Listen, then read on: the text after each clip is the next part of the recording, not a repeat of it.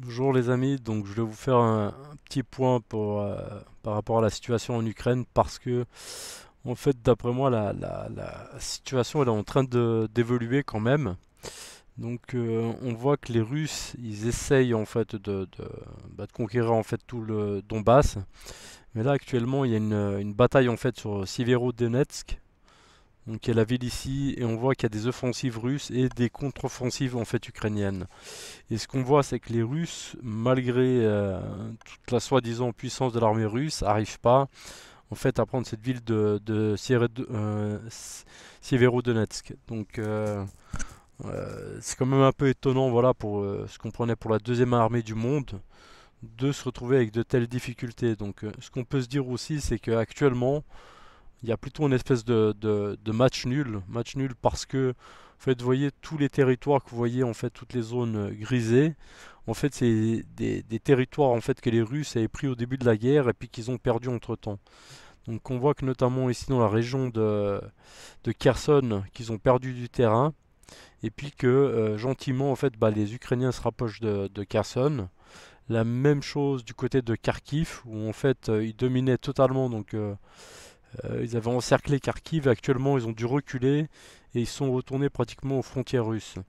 Donc là ils ont concentré en fait toute leur offensive sur le Donbass, donc ici dans la région justement de Severodonetsk, mais on voit qu'ils ont beaucoup de difficultés, quoi. Ils n'arrivent pas à prendre cette simple ville de Severodonetsk. Donc ce qu'on peut se dire,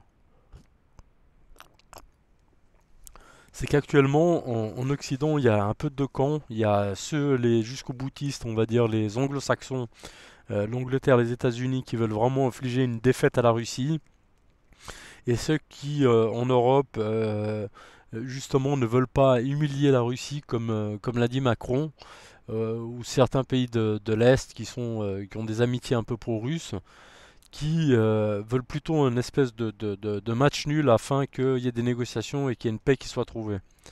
Donc, ce qu'on peut quand même se dire, c'est que voilà, l'armée russe, elle a montré, je pense qu'elle a montré toutes ses limites, parce que si l'armée russe n'arrive pas à faire face à l'armée ukrainienne, certes armée par l'OTAN, on peut se dire, mais que ferait l'armée russe en fait face à l'OTAN? Et alors, ce qui est sûr, c'est que en guerre conventionnelle, à mon avis, il ferait pas grand-chose, parce que là, vous voyez, on se bat à quelques centaines de kilomètres de Moscou et je veux dire, les Russes, ils ont quand même des difficultés, alors qu'ils sont tout proches de leur capitale et ils se battent à leurs frontières. Donc, imaginez que les Russes en fait puissent envahir toute l'Europe. Je pense que c'est de la science-fiction.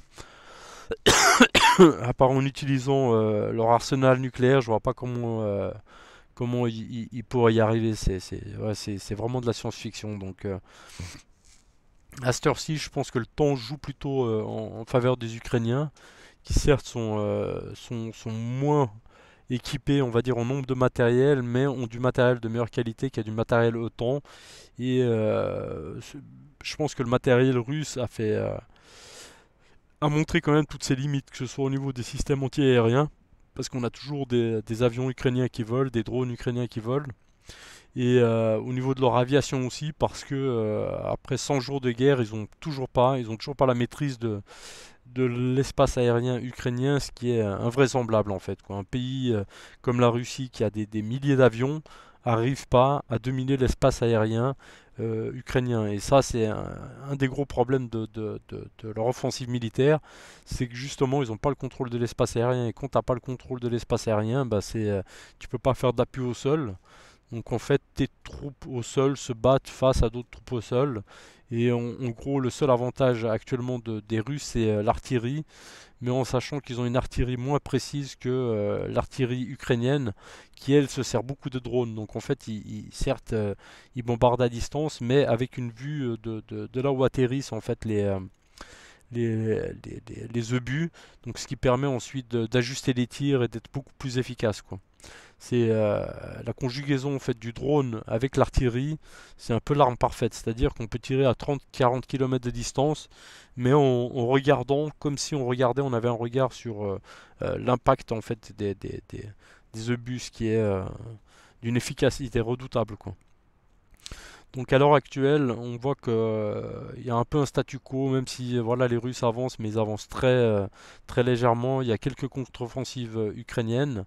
Et ce qu'on peut se dire aussi, c'est que peut-être actuellement, je pense que les Ukrainiens sont en train de regrouper des forces pour préparer des contre-offensives en fait qui viendront plus tard. Donc je pense que la guerre n'est pas encore arrivée à son terme et que sur le long terme, justement, tout ça risque de tourner en faveur des Ukrainiens. Et voilà, est-ce que les Russes vont réussir à négocier et au moins essayer de conserver le Donbass et cet accès en fait à la Crimée? C'est un peu la grosse interrogation. Mais en tout cas, pour ce qui était de prendre toute l'Ukraine, je pense que c'est un objectif qui est tombé à l'eau. Donc voilà, c'est juste pour vous faire une petite mise à jour. Je vous souhaite à tous une bonne soirée et abonnez-vous les amis. À bientôt.